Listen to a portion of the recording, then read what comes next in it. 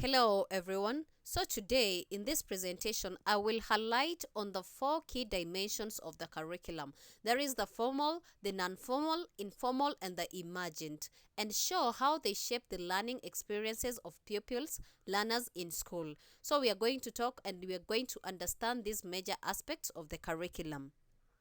Obviously, we shall begin with our introduction. So, the school curriculum, it refers to all the learning experiences that are planned and provided by a school to help learners achieve educational goals.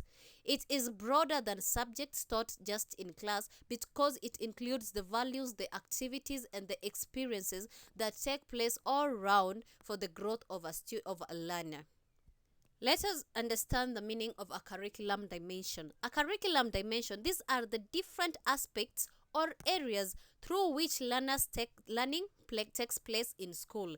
They help to ensure the learners develop intellectually, socially, morally, physically, and emotionally. So these curriculum dimensions, they are different areas through which a learning takes place. It can be outside, it can be inside the school. So that is what now we are going to understand in details.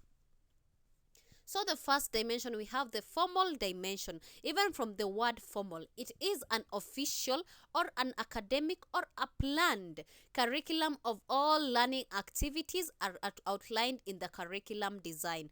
We know what a curriculum design right?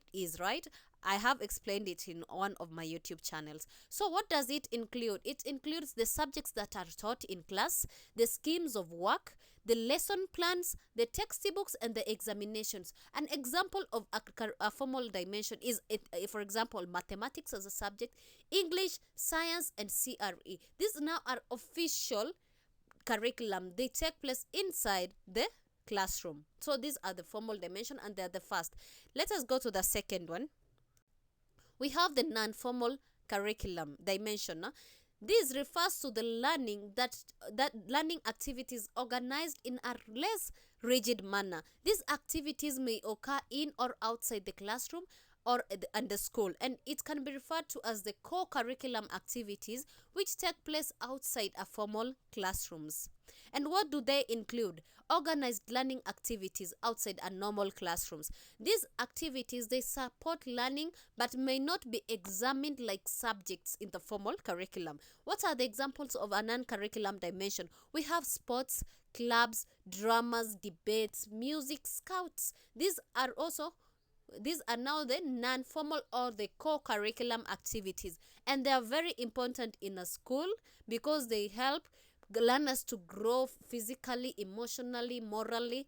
So this is the second, the non-formal dimension. Then we have the third one, the informal dimension. What does it refer to? It refers to an official, unwritten, and learning experiences that take place in and outside the formal classrooms due to interactions between a teacher and a learner, learners, and other members of the community. This is now where people interact outside, inside, or with each people in the community, outside the community.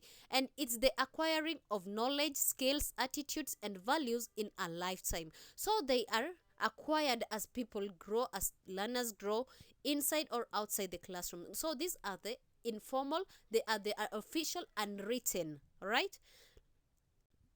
Then we have the last one, the emergent dimension. The emergent dimension, this refers to learning that develops naturally from the children's interest, experiences, abilities, and interactions rather than being rigidly planned in advance. For example, in classrooms, when a student asks a question to the teacher, there is an emergent dimension. When a learner wants to know when a learner understands how to sit, how a learner should do this and this in a good way. So that is an emergent dimension. It comes out naturally. It's not taught. It comes out naturally, and it grows. It develops as the learners grow. It's always there in a lifetime.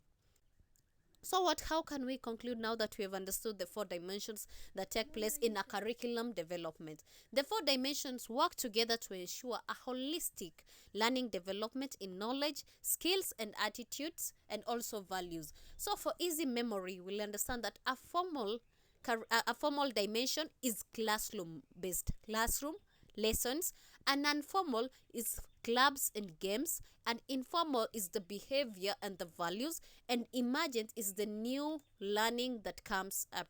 So today we have talked about the four dimensions. I hope you have understood, and as learners and teachers and students, you can now relate them, and you can also help your students in co-curriculum activities in the emergent dimensions. Otherwise, thank you for listening.